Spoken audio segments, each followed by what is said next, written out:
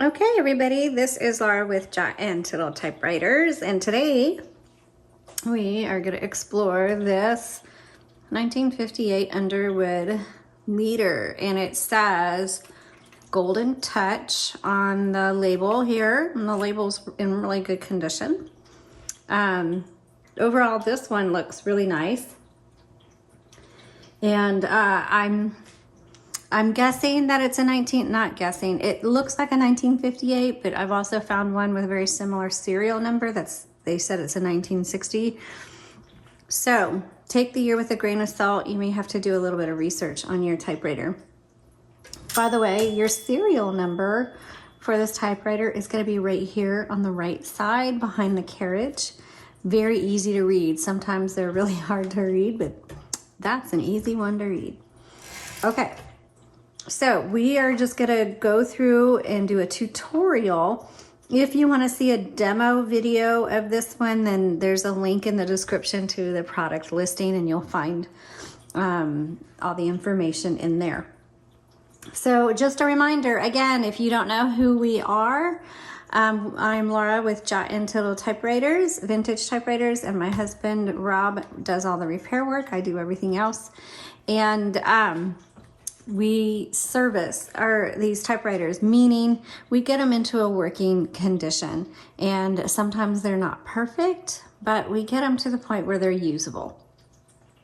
A lot of people think that we do a full restoration or refurbishing, and we do not do that service. So I just want to clarify that from the beginning. If you want to know more, please go to our homepage on YouTube, and there's an introductory video, plus we have some videos that explain who we are and what we do.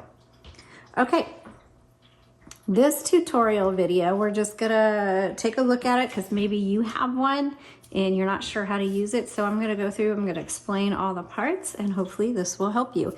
And we sure appreciate your support by shopping our website at jotandtittletypewriters.com. Or if you wanna buy me a cupcake, then that link is down there below. So thanks so much. Okay, we're gonna start with the back, and I am gonna lift this up for you. And this says made in the USA. So some of you may know that Olivetti purchased Underwood in the late 50s. And some of them started being made in Italy. And I think there's some other countries. I don't remember if Spain was one of them as well. You'll have to do a little bit of research on that. But this is made in the USA, and this is right about the time when they were acquired by Olivetti, but right now they still just have the Underwood logo on it. Right here, you're gonna find your margins. This is where you're gonna set them, and you just press and drag, okay? Then I'm gonna lift this back down. Sometimes these are foldable, but this one's not. Okay. This is your carriage here, and then this is the roller, or you can call it the platen, I guess tomato, potato. Okay, so your paper is gonna go right behind here, and I'm gonna go ahead and load a paper. This one just uses one color, so we've installed a black ribbon on it. You just pull that through, and you'll see these little handy dandy metal arms that kind of keep the paper flat or taut against the roller, and that just keeps it that makes it easier to type, because when you get kind of like air pockets behind there, it'll sound like it's slapping against the paper, and it doesn't imprint very well. So that's why these are important. Okay, this little lever is your paper release.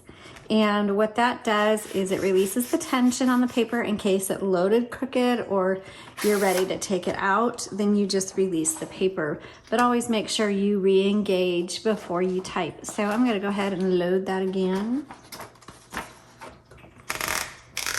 All right, and I got it pretty close. Okay, so this one you press down, and that's your carriage release.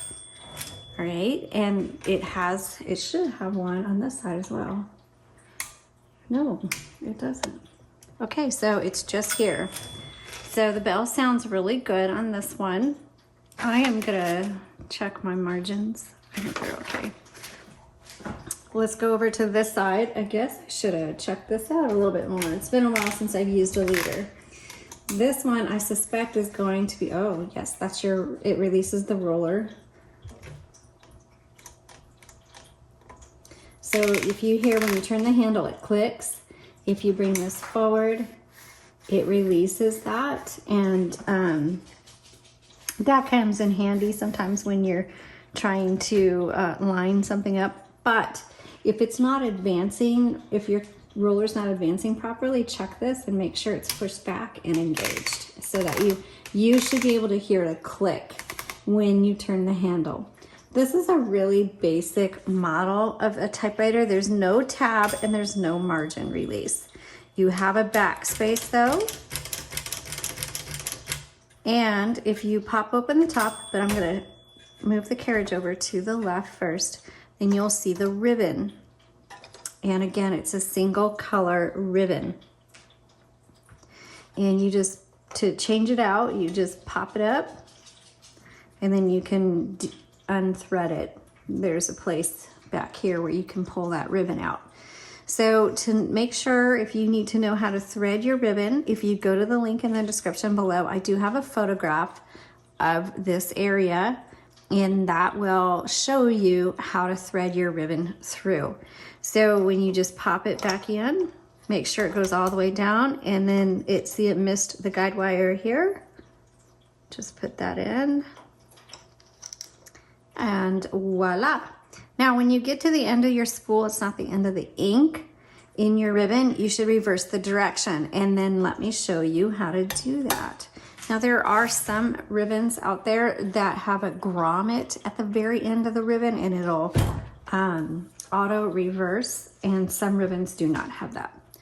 Okay, so this is your ribbon selector. So you just go back and forth and that reverses the direction of your ribbon. Now, if your ribbon gets some slack in it, if you turn this, then that'll take up the slack in your ribbon. So you just go back and forth.